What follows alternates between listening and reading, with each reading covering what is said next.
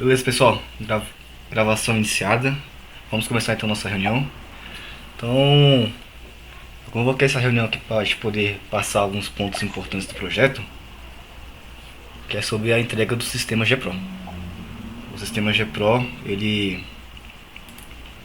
já tem um tempo que ele está em andamento, né? Já tem uns 2 anos que ele está em desenvolvimento. Tem bastante tempo um projeto como esse daí, né? Claro que a gente não é uma empresa full time, né? Uma empresa que trabalha 8 horas, sendo bem remunerado para poder estar realmente se dedicando ao máximo no projeto, mas nada que um projeto aberto como esse que a gente está fazendo não justifique tamanha demora. Seja bem-vindo, André. Boa noite. E aí, qual o lance que eu tenho percebido, e também eu vou até dar espaço para vocês, pessoal que está aqui presente na call, darem seus palpites também. O Wesley pode ser que ele tenha alguns pontos, né? Que já está há mais tempo. O Cauã é novato, né? Eric também. Se vocês tiverem alguma percepção também, fica à vontade, mas como vocês são novatos, acho que não vai ter percepção no momento, né? Mas toda percepção é válida, né? E aí, tá, André falou aqui no chat que não vai conseguir falar na reunião. Mas aqui no chat. Beleza, André. Então vamos lá. O GPRO, ele, como vocês bem sabem, é um sistema de atendimento jurídico, né? Ele tem lá, por exemplo, já foi feito toda a parte de mapeamento, modelagem de dados, né? Diagramas por minha parte, documentação também, a parte de codificação, né? A gente sempre tem as nossas calls, as nossas reuniões semanais presencial de manhã no sábado com o professor, né? Mas de certa forma a gente acaba tendo um gargalo para poder se dedicar, né? Às vezes a semana é bem corrida, o Wesley, por exemplo, ele tem a sua rotina bem puxada na caixa, da faculdade também. Parece que foi esse mês passado, né, que você tava com uns projetos integrados para poder fazer, então você ficou completamente sem tempo, né, para poder trabalhar um projeto. Sim, esse mês passado foi meio complicado. Assim, fora também outros pessoal também que entrou com a gente também, o João Paulo, o Wesley Oliveira, então o Cauã. Então, de fato a gente acaba passando por muita obstáculo, que é a parte de tempo, que a disposição a gente tem, mas o tempo é que pega, né? Mas ainda assim, existem alguns momentos que a gente consegue separar bem para poder fazer, mesmo que pouco, algo significante, né? E eu acredito que a gente vai ter bastante agora, vai ter bastante tempo, esse semestre agora, tanto da parte dos veteranos quanto da parte dos novatos. Se quem tiver projeto integrado, acho que vai ficar bem puxado mesmo, mas e trabalhando, né? Mas fora isso aí, acho que vai estar bem de boa. Mas, apontado essas questões, vamos aqui para essa anotação que eu fiz, que eu compartilhei no grupo, né? Então, eu destaquei duas partes, aspectos importantes, que é a parte de arquitetura e a parte de desenvolvimento. A parte de operação eu não consigo definir com vocês porque a gente não tem o software operando, e fora que eu também não tenho experiência em monitorar software, trabalhar com assim deploy de software, né, frequente. O que eu vou ter mais ou menos experiência é a parte de desenvolvimento, assim como vocês, né? E a arquitetura eu tô começando agora, mas já que a arquitetura já consigo trazer um pouco de entendimento para vocês. Então vamos lá, vamos começar com a arquitetura que ele é o primário de toda essa pirâmide do software, né? A arquitetura a de software ela é bem parecida com a arquitetura de edificação de prédio, casa, né? Antes de uma casa de fato ela ser construída, ela passa uma boa de uma análise e modelagem nas mãos de um arquiteto e nas mãos de um engenheiro, né? Por exemplo. A arquitetura é avaliada muito bem a questão da dinâmica, do relacionamento dentro, por exemplo, de uma casa, né? Os cômodos, como é que vai ser a experiência das pessoas dentro da casa, né? Como é que vai ser a estrutura, como é que vai ser o ambiente que ela vai estar residindo. Ela olha assim, muitos aspectos que para nós seria não funcionais, certo? Voltando agora para o contexto da arquitetura de software, né? Para quem já viu casos de uso na faculdade, a arquitetura vai trabalhar muito bem essa questão dos casos de uso. Casos de uso é a mesma coisa que eu dizer a intenção do usuário. Então, se eu tenho, por exemplo, um sistema de e-commerce, onde nesse sistema de e-commerce é desejado que o usuário consiga logar na plataforma, navegar para um catálogo de produtos, selecionar produtos no carrinho, efetuar compras, só essa descrição eu já consigo ter 4 casos de uso, ou seja, 4 intenções. A intenção de fazer login, a intenção de navegar um catálogo de produtos, a intenção de adicionar produtos no carrinho e, por fim, efetuar a compra. E aí, toda boa arquitetura, ela deve ser capaz de permitir que essas intenções ou esses casos de uso sejam feitos da melhor forma possível, né, com o menor custo possível de tempo, de dinheiro, de desenvolvedor, ou seja, é deixar o mais próximo possível o trabalho de um desenvolvedor, mamão com açúcar, vamos dizer assim, né? E aí, quando um software é difícil de manter, pode apostar que a arquitetura desse software está muito mal planejada, muito mal feita, implementada, e se não for corrigida a tempo, o custo que vai ter para poder manter esse software vai ser cada vez maior. É um custo assim em escala exponencial, né? Que já viu exponenciação em matemática, sabe como é que é, né? A escala começa lá embaixo e ela vai subindo radicalmente, né? Da mesma forma também acontece com o software, né? Quando a gente não tem uma arquitetura que ela é muito bem planejada, as coisas só tendem a piorar. A demora é frequente, qualidade também deixa a desejar, e é o que eu estou vendo aqui no GPro, né? E é que eu vou até mostrar agora com vocês aqui na prática para não ficar só no conceitual, né? Eu vou só trocar aqui a tela do OBS para a gente poder prosseguir. Vamos lá. Então, ficou preto aqui no OBS. Deixa eu só mudar aqui. Isso lá. Deixa eu mostrar aqui para vocês, né? Então, captura, acho que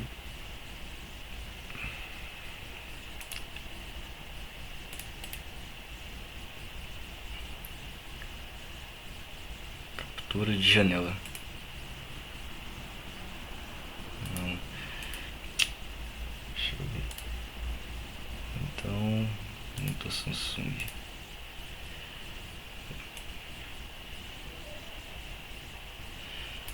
Ele vai ficar cortado aqui. Pera aí. Se alguém puder me ajudar aí também é bem-vindo, viu?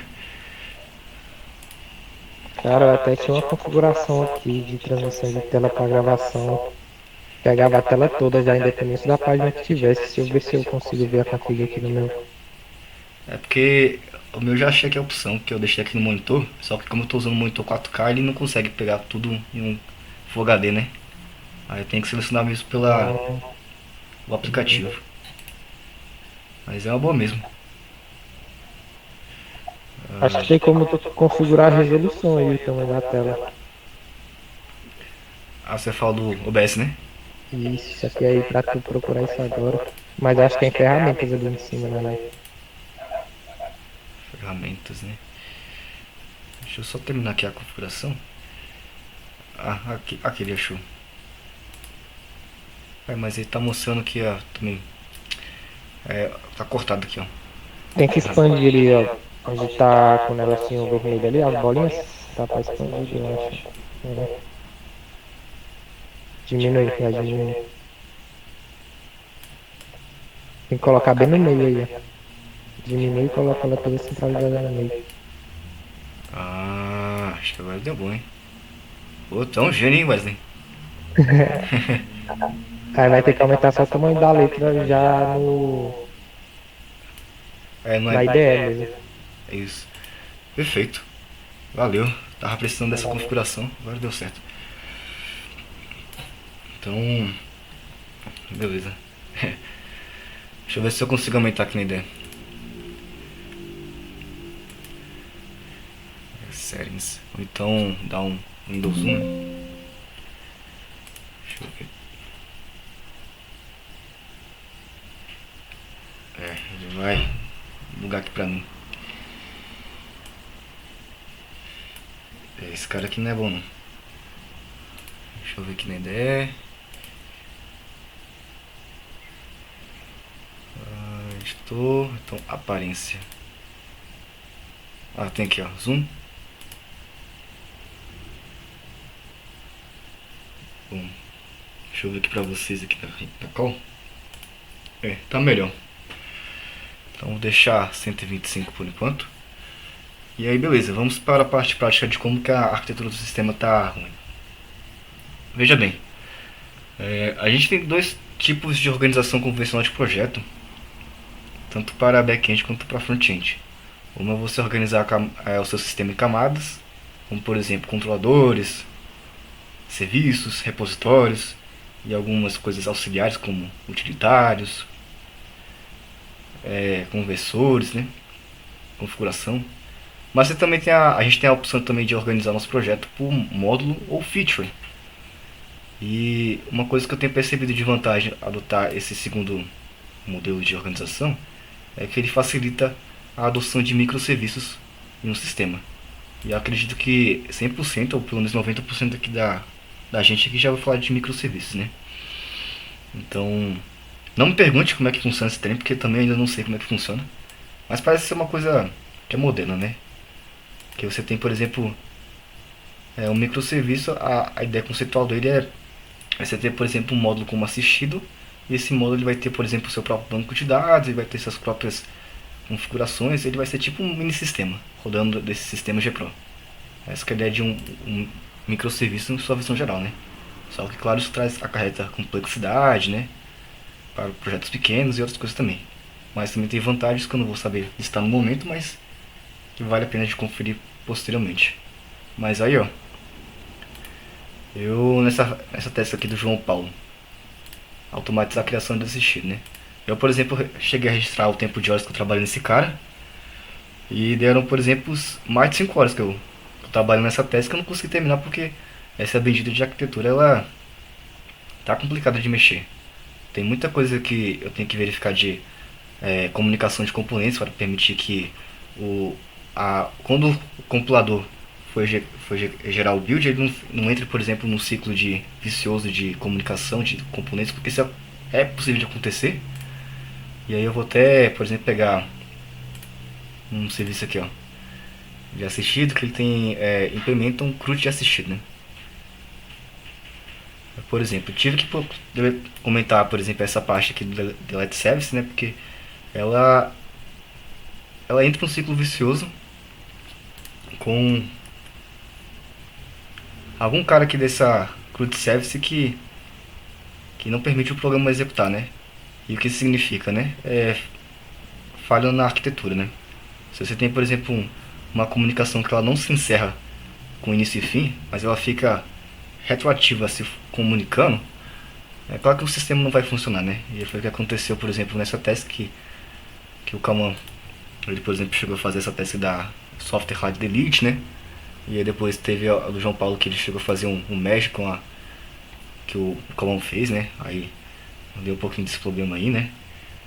Mas aí esse é, por exemplo, um exemplo de que se não for pensado muito bem essa questão da comunicação dos componentes, a gente vai ter esse tipo de problema. Essa comunicação viciosa dos componentes. Eu vou ver se eu consigo também pegar aqui uns diagramas para poder mostrar para vocês, para ajudar ainda mais no entendimento de como essa parada aqui é muito importante. Cadê? Arquitetura.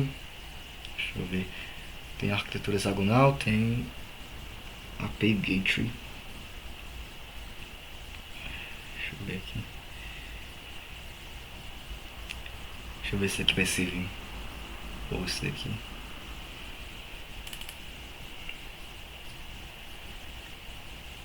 Alguém tem alguma dúvida até aqui? Não, né? Tá tranquilo. Pô, beleza. Então, deixa eu ver. Aqui, ó. Quando a gente trabalha com arquitetura, pessoal, a gente consegue, por exemplo, gerar esse tipo de desenho. Aí a gente consegue ilustrar, por exemplo, um usuário que ele vai gerar, vai ter um fluxo de comunicação, e vocês percebem, né? O usuário está aqui, por exemplo, no seu computador, vai interagir com um front-end, que ele pode ser um portal. Esse portal vai se comunicar com o servidor, um back-end, quer dizer. Aí o back-end, por exemplo, ele vai ter essas camadas, ele pode ter, por exemplo, um portão de API, um API Gateway, por exemplo, que ele vai controlar, servir como guardião, né, do sistema, né. Aí ele pode adentrar, por exemplo, um serviço desse back-end, que, por exemplo, nesse caso é um de produtos, que ele constitui inclusive um microserviço, né, porque tem um banco de dados próprio, né, e depois disso ele retorna para o usuário, né. Ou seja, a gente percebe que esse fluxo de comunicação, ele é unidirecional, né.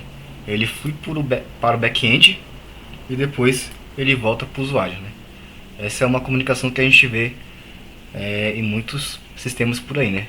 O usuário interage e ele obtém a resposta, né. Ele cria um produto, retorna, obtém um produto. No nosso caso, a gente cria um atendimento e obtém um atendimento de volta, né.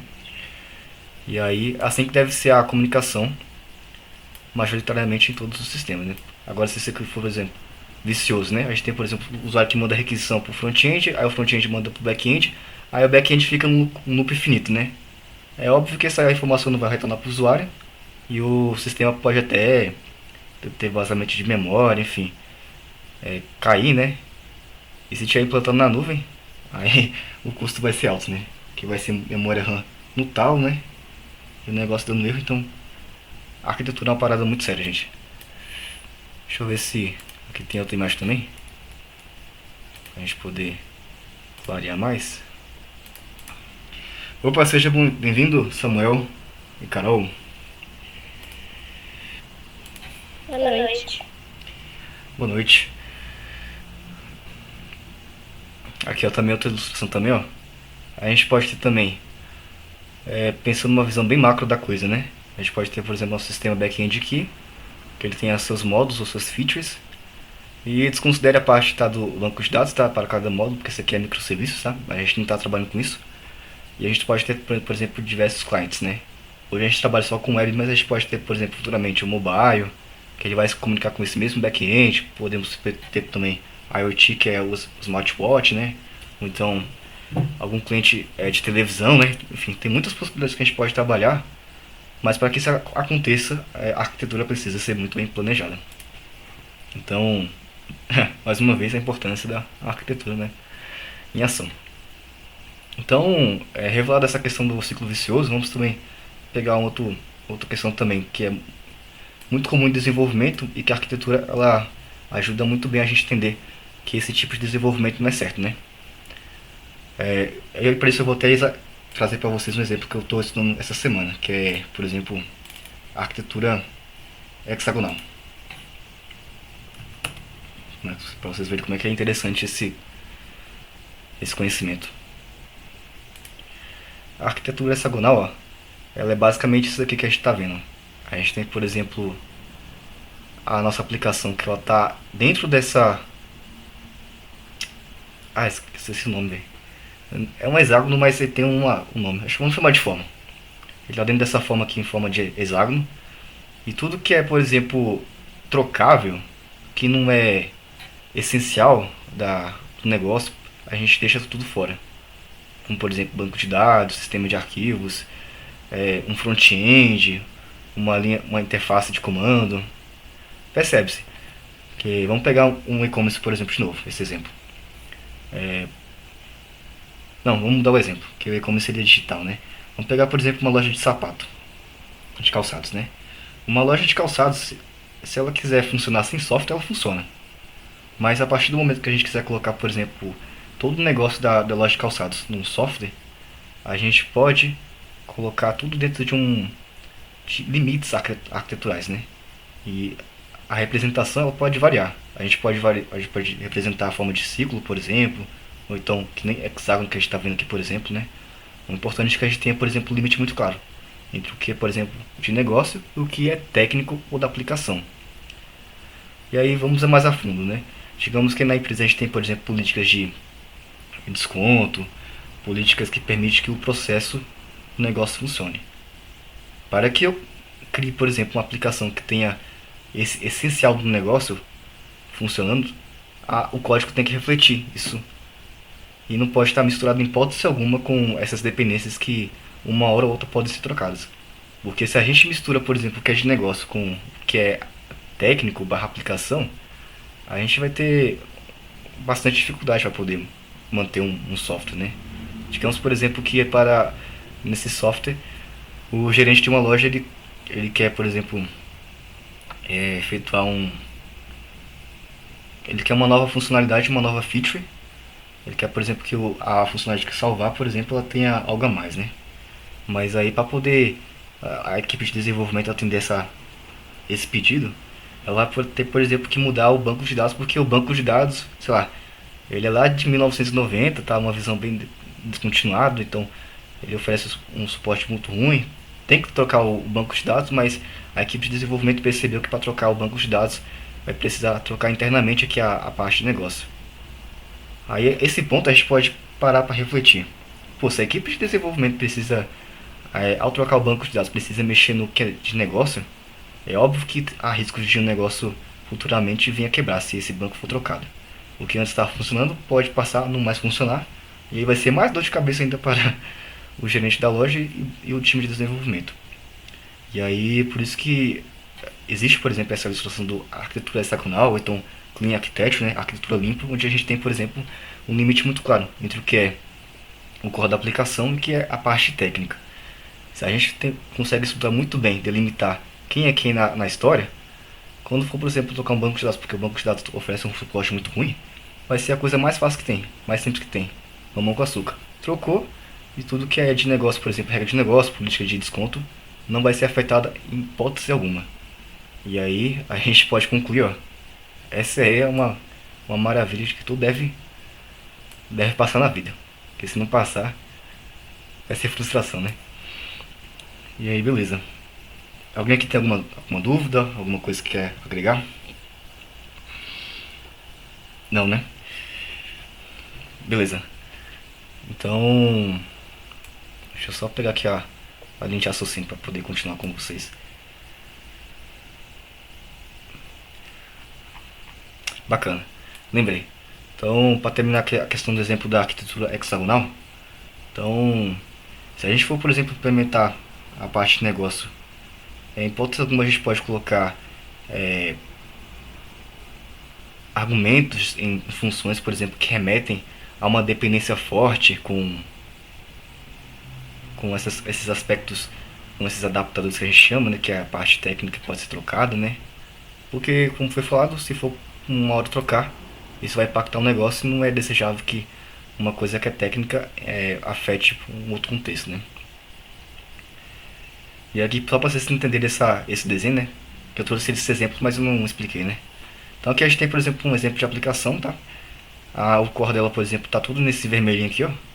E aí, por exemplo, para essa aplicação ela interagir com esses adaptadores, ó.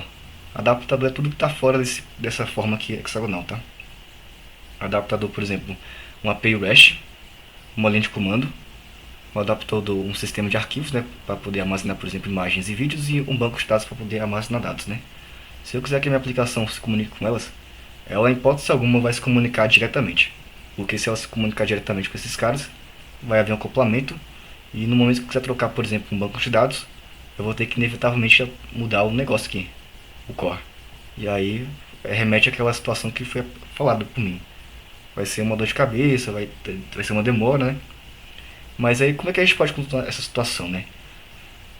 Como é que a gente pode permitir que uma troca de um adaptador não afete a parte de negócio, né?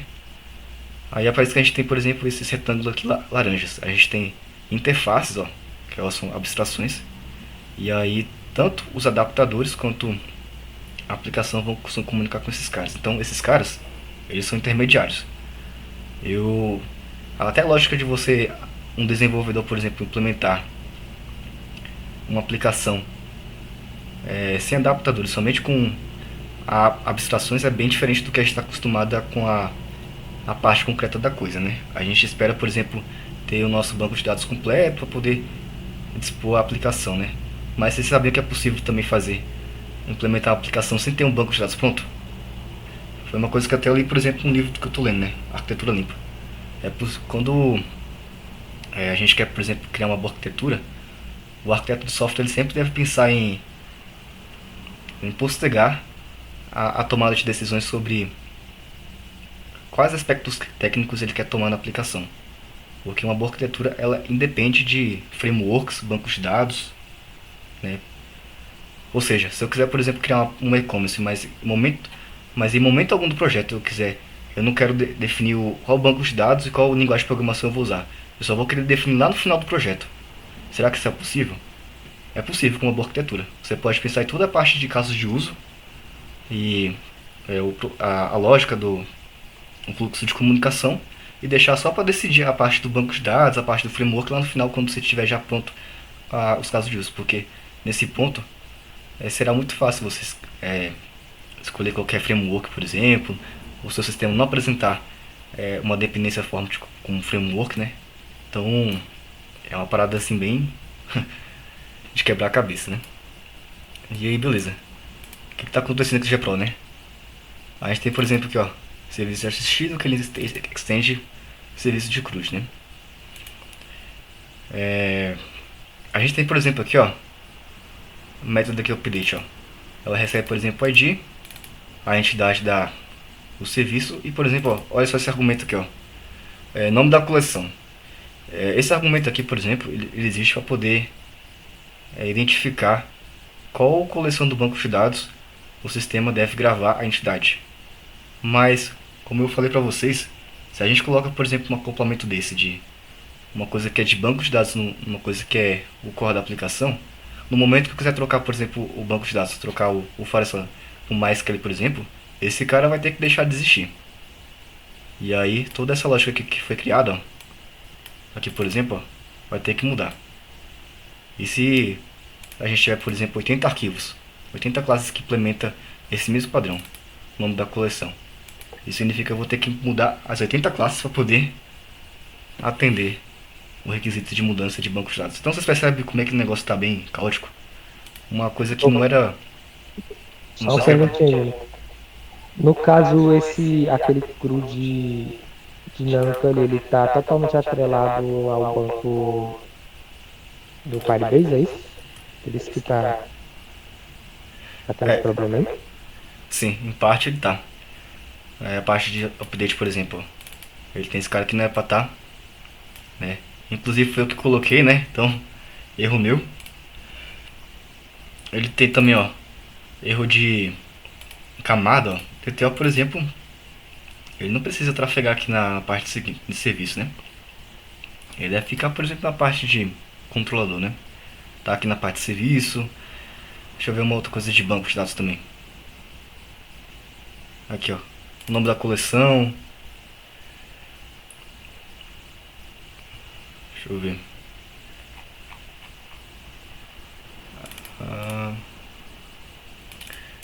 Aqui, ó, nome de interface. Esse aqui também, ó. Eu tenho uma abstração que dá uma interface, por exemplo, para o banco, mas ela também é uma interface específica. E essa interface também deve ser genérica, vai ser uma interface específica. Então, quando a gente pensa, por exemplo, em ter um sistema muito bem desenvolvido, com a última arquitetura, é sempre importante a gente se atentar com essa questão. Nunca permitir que uma mudança simples de banco de dados ou framework impacta o core ou o negócio da aplicação.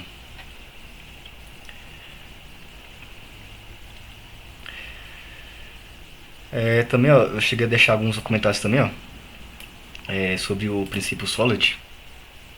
E aí, deixa eu ver se está compartilhando aqui, tá?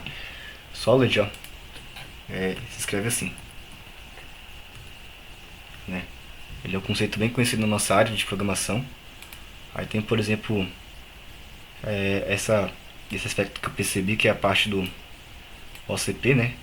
Que ele prega que classes, por exemplo, não devem ser fechadas para extensão, mas sim abertas, né? Elas devem ser fechadas para modificação, mas serem abertas para extensão. Enfim, eu não vou entrar nessa explicação agora porque é muita coisa para poder falar. Mas existe muita coisa que um arquiteto deve se atentar para poder permitir que o negócio seja muito fácil de implementar, né? Tá. Então a arquitetura aqui eu já passei aqui um pouquinho do que eu percebi aqui, né? Esse serviço está com um acoplamento forte com o banco de dados, então isso significa que se o banco de dados for trocado, vai ser difícil de manter aqui o sistema. A gente tem a parte de aqui das camadas também que precisam ser organizadas, né?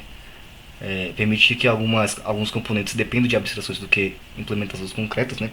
Porque se elas dependerem de abstrações, vai ser mais fácil de trocar qualquer coisa que seja técnica, né? E aí, beleza. Na parte de arquitetura eu falei assim bem resumido. Tem muita coisa pra poder falar, né? Mas agora não precisa. Segundo ponto, esteja de desenvolvimento. O que tá pegando, né?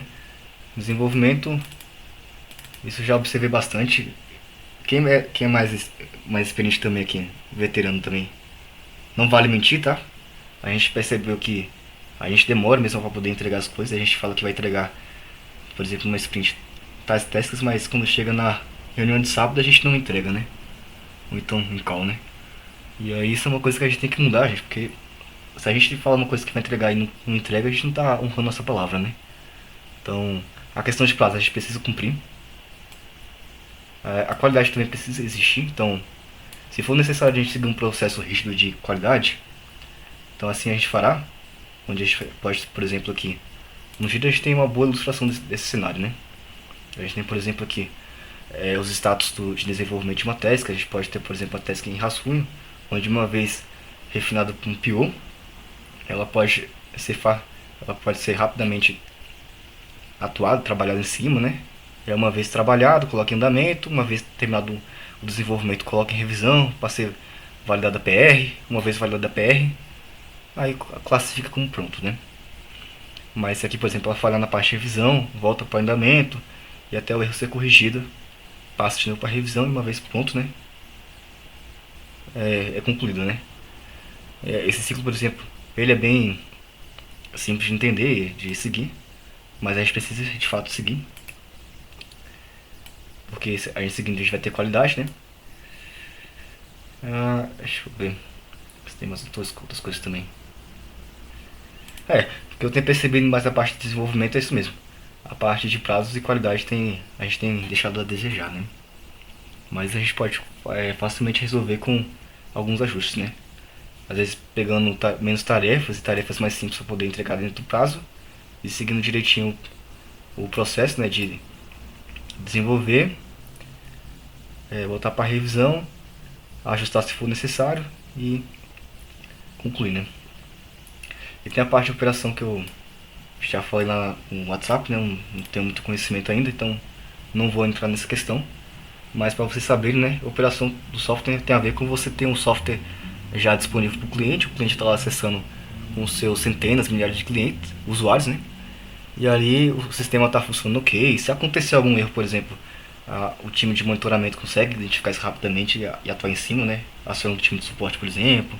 Dependendo do time de suporte, pode escalar também o time de desenvolvimento e assim, gerar o controle a parte de correção. Isso hoje a gente não trabalha ainda, mas em breve a gente já trabalhar, né? Vamos ter fé, né? E aí vamos definir a parte de papéis, né? Pra gente poder depois passar a parte de desenvolvimento com o Scrum, né? Eu, por exemplo, coloquei arquitetura envolvido eu, né? Mas quem quiser também participar de arquitetura, pode falar, viu? Eu não sou especialista em arquitetura, estou começando agora, mas eu percebo que essa coisa de arquitetura é muito importante, né? Como eu falei pra vocês, né? Se a gente desenvolve um sistema sem saber como é que vai ser a forma dele, com certeza o sistema está falado ao fracasso, né? Então, com certeza a arquitetura tem a importância até maior que desenvolvimento nesse aspecto, né? De entregar software. A gente planeja toda a comunicação para permitir que quando o desenvolvimento de fato ocorrer, ele ocorra sem problema algum, né? Desenvolvimento, a maioria que todo mundo vai se enquadrar nessa questão, né? Então, back-end, front-end, né? Full stack. Operação, vamos deixar quieto porque a gente não está trabalhando com isso agora, né? O método ágil, vamos continuar usando o Scrum, mas vamos adaptar o Scrum. Vamos tentar mudar a frequência, formato, horário. E eu queria ver até com vocês, pessoal, como é que tá a disponibilidade de cada um. Vocês acham que vocês conseguem, por exemplo, participar de calls, por exemplo, de segunda a quinta-feira, das 10 às 10h20, ou vocês acham melhor fazer, por exemplo, só 2 vezes na semana, ou se não for possível fazer em call, fazer mesmo por mensagem. Fique à vontade de cada um. Então, eu consigo, cara, na segunda e na terça e na sexta, é os dias que eu tô disponível. Segunda, terça e sexta, né? Porque na quarta e na quinta eu tenho aula presencial, então não consigo comparecer. Beleza. Os finais de semana também tô livre, é tranquilo também. Bacana. Novatos, Eric, Cauã, Carol, Samuel. O único dia que eu não consigo mesmo é na quinta, tirando por mim tá de boa. Beleza, Carol. Vou anotar aqui também. Normalmente, terça e quarta, terça, quarta e quinta eu tô podendo. Beleza. Terça, quarta e quinta. E é a mesma coisa que o Samuel, terça, quarta e quinta. Beleza. E Eric e André. O Eric já colocou aqui. Tirando segunda, com essa de boa. Beleza. Eric. E pra gente poder acompanhar as etapas do Scrum, Jonathan, como que vai ficar a parte lá do gira? Porque não tem como encaixar todo mundo naquele mesmo gira lá. Como é que vai fazer? Pois é. Teve um novato que me deu uma ideia aqui, que é o Thiago, que até saiu. Ele deu a ideia de usar, por exemplo, o GitHub. Que ele é parte do projeto, parece que lá acho que não tem limitação. Mas tem que dar uma olhada bem nesse cara, porque se não tiver, a gente pode migrar mesmo as tarefas para esse cara. E aí, ó, a gente cria as tarefinhas bonitinho. O Rafael, por exemplo, já criou aqui a parte do NPJ Frontend, aí ele até puxa, por exemplo, as peças para mim vincular a tarefa. Então fica uma integração até melhor. E pode dar muito bom, viu? Então eu acho que a gente pode seguir esse caminho também. Eu vou testar essa semana. Esse cara é aviso pra vocês, viu? Beleza.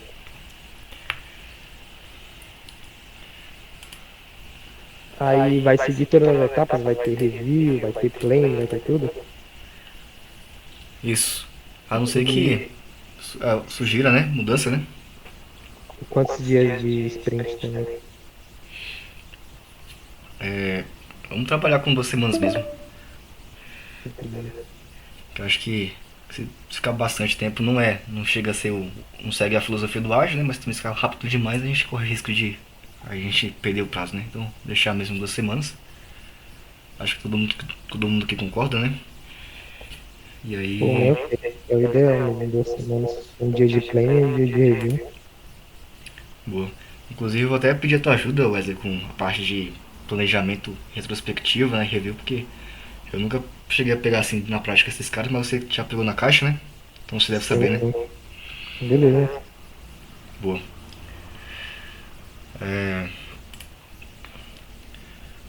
Ô André, também coloca a sua disponibilidade, né? Não sei se tu ainda vai ficar na fábrica, mas se for, coloca aí a tua disponibilidade aí para as calças. E aí, o horário, vamos deixar então pra todo mundo das 10 às 10h20, fica ok? Ou é melhor mais tarde ou mais cedo? Que alguém tem alguma ajuste pra poder falar? Cara, pra mim é tranquilo esse horário aí. Se fizer mais cedo também dá, menos hoje, né? Na terça que eu tenho aula, até às 10 eu tenho aula. Até às 9h40, na real, eu tenho aula. Então não daria pra ser mais cedo na terça, mas outros dias é de boa. Beleza. Tá, vamos deixar então esse horário então. E aí, eu vou mapear certinho a questão das calças. Eu, por exemplo, consigo fazer todo dia, toda noite quer dizer. Isso.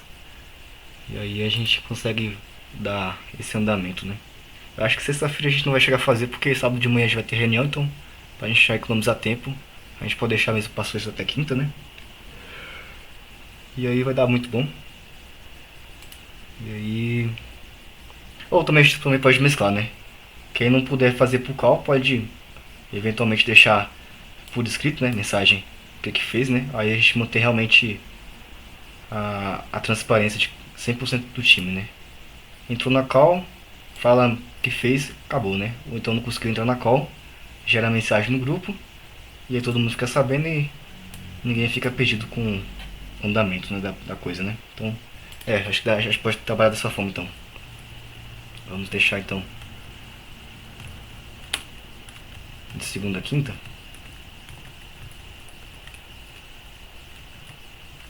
Aí o horário é esse mesmo, conforme sugestão.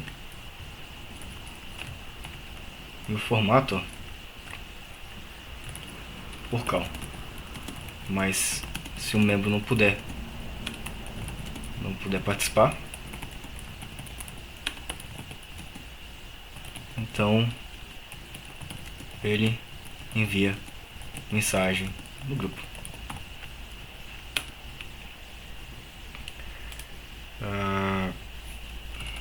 Sprints, né?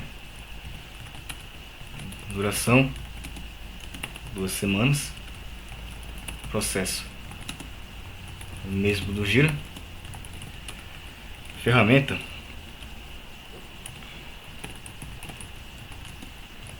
possivelmente a GitHub de agora em diante. PO, eu vou continuar esse cargo aí para poder trazer a visão que o cliente precisa, né, do software, né. Aí eu vou escrever direitinho as tarefas para vocês, pra gente poder atuar quando for fazer o planejamento da sprint, né. Inclusive a gente vai ter que marcar também essa reunião. Vamos ver se amanhã dá certo a gente poder já marcar essa reunião de planejamento, já começar a trabalhar em cima. Scrum Master. Cara, esse papel aqui, por exemplo, para algumas empresas ele é bem opcional, porque se o time ele é auto-organizável, acaba que esse papel ele chega a ser até entre aspas, né, inútil, né? Mas é por precaução, né? Alguém que quer ser Scrum Master aqui na equipe? Porque se não tiver, a gente pode excluir e deixar só mesmo a equipe de desenvolvimento fazendo aqui as deles. Alguém se voluntaria? Não, né? Então, tirar ele aqui. Só o PO e as equipes. E aí eu tive uma ideia, pessoal, ontem mesmo. Eu acho que pode fazer muito sentido que a gente, por exemplo, trabalhar com squads, né? O Wesley já sabe muito bem como é que funciona essa parada, né? A gente tem, por exemplo, um time grande de desenvolvedores, né? Por exemplo, 15, 20 devs e a gente segmenta esse pessoal, né? Em squads, né? E aí, a minha sugestão para o time da fábrica também é grande, né? A gente pode trabalhar, por exemplo, com 4 equipes de 3, 4 pessoas. A maioria vai ser tudo de implementação. E aí essa questão de implementação pode ser uma feature específica do sistema, que a gente não vai ter mais de um sistema para poder entregar, né? Vai ser apenas o GPro, então a gente pode dividir o trabalho de desenvolvimento do GPro entre essas squads, né? Aí, por exemplo, a equipe 2 pode ficar responsável pela parte de assistido, né? Então tudo que for de assistir no sistema, a equipe 2 pode atuar perfeitamente, né? Tanto no back quanto no front. A equipe 3 também pode seguir a mesma lógica, pode ser, por exemplo, atendimento. A equipe 4 já pode ser a parte de usuário, uma vez que tudo que for relacionado, por exemplo, ao módulo de usuário estiver terminado, a equipe 4 pode assumir um outro módulo, por exemplo, que precisa de importância, né, atenção, né. E a gente pode ter para não ficar só a implementação, um time de qualidade onde ele vai, no final das contas, garantir que as estagens de desenvolvimento, ó, apresentem qualidade. E como eles vão apresentar qualidade? Testando o software e documentando. E revisando também. Então os testes podem ser manuais e automatizados. Documentação.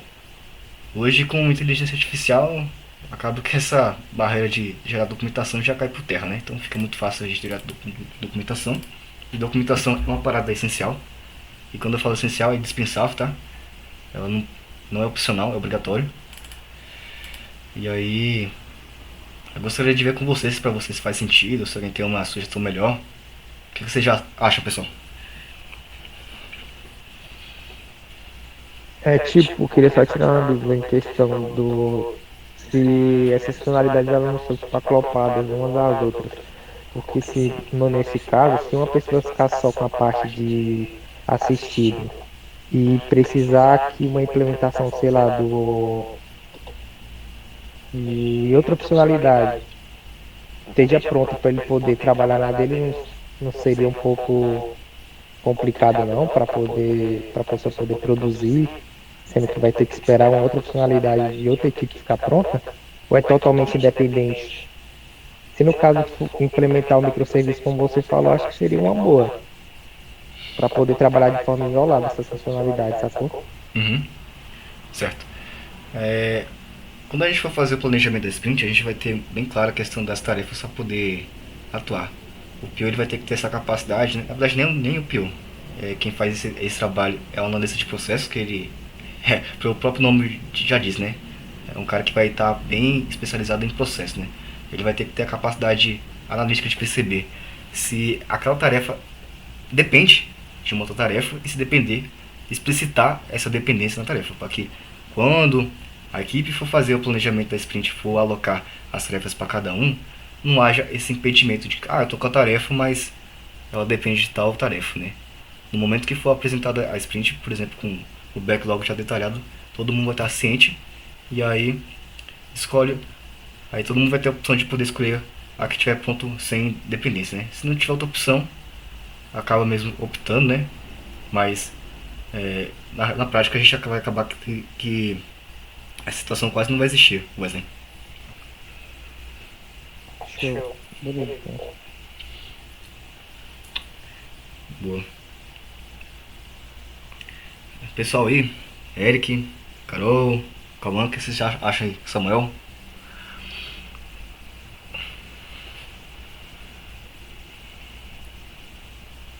Acho que por enquanto a divisão, né, pra gente, pelo menos testar primeiro, né? Tá boa. Joia. Tá, beleza, pessoal. Então vamos tentar seguir essa lógica aí. Vou detalhar melhor essa questão, como é que a gente vai fazer, né? Mas a ideia aqui eu achei muito boa. Pode ser que já dê muito bom isso pra gente, né? Contornar esses problemas que a gente tá tendo aqui de início. E aí, pra terminar, ó, uma coisa que eu gostaria de trabalhar aqui já na fábrica também já para os próximos meses é a capacidade de eleger devs plenos na equipe. Que atualmente, assim na minha visão, mas eu posso estar muito enganado. A gente tem, por exemplo, de membros que participam assim, ativamente do projeto, que são mais experientes, que já dá para considerar como pleno. Rafael e eu, juntas.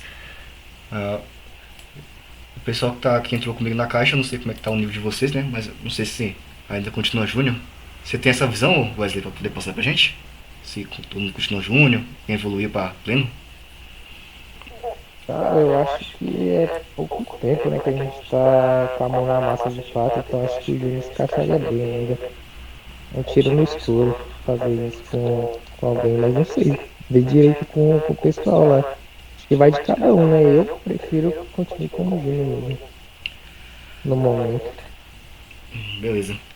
Pra gente poder entender como é que funciona, né, os papéis de júnior, pleno e sênior, né? O júnior, por exemplo, é aquele cara que ele tá começando no seu trabalho e ele precisa, por exemplo, de constantemente um tutor para poder entregar as coisas e também ser corrigido. Porque como ele é inexperiente, ele não vai ter aquela noção do que é realmente o apropriado, o adequado para dadas situações, né? Agora, um pleno, por exemplo, não.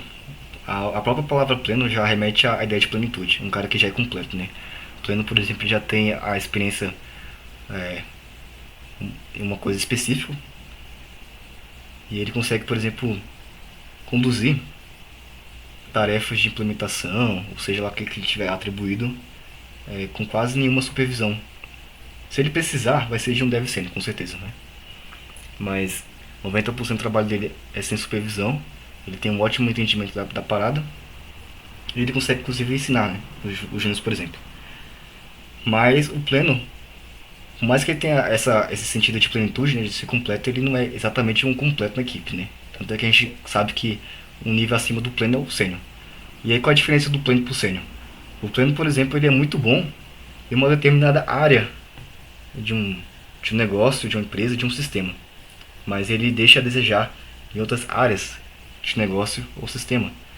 O pleno, por exemplo, ele é muito bom na parte técnica. No nosso caso, desenvolvedor pleno, ele é muito bom na parte técnica. Domina, por exemplo, uma ou duas linguagens muito bem. O cara sabe gerar testes automatizados, entende muito bem de processos, modelagem. É um cara que realmente ele já é preparado para poder conduzir trabalhos sozinhos, mas ele não tem aquela profundidade de outras áreas necessárias para um negócio operar, né?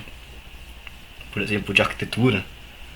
Né? Um sênior, por exemplo, ele vai ter uma visão de arquitetura muito maior que de um pleno, por exemplo, que vai ser superficial, né?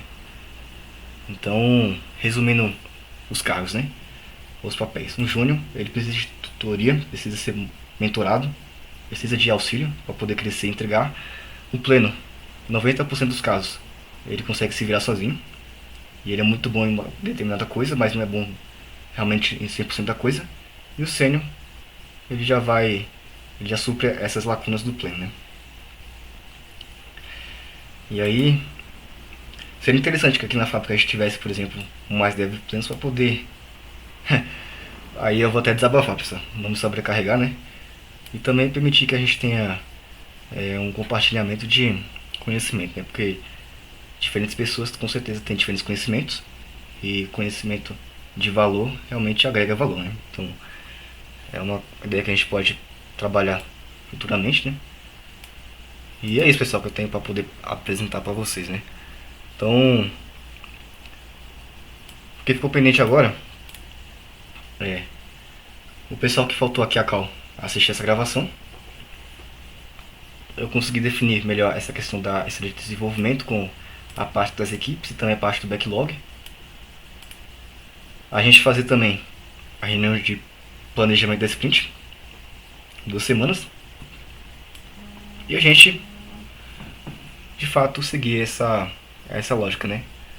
Desenvolvimento sempre no prazo, entregando qualidade. A arquitetura também, que no meu caso vai ser 100%, a responsabilidade 100% minha, né?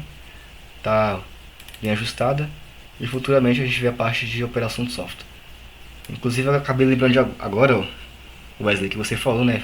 Tempos atrás que você parece que tem interesse, né? Mexer com deploy, né? Alguma coisa de nuvem, né? Você ainda tem esse interesse aí? Eu quero fazer após nessa área. Tem interesse sim. Boa. Então, saiba que você já vai ter um papelzinho aqui nessa parte aqui, viu? Operação de software.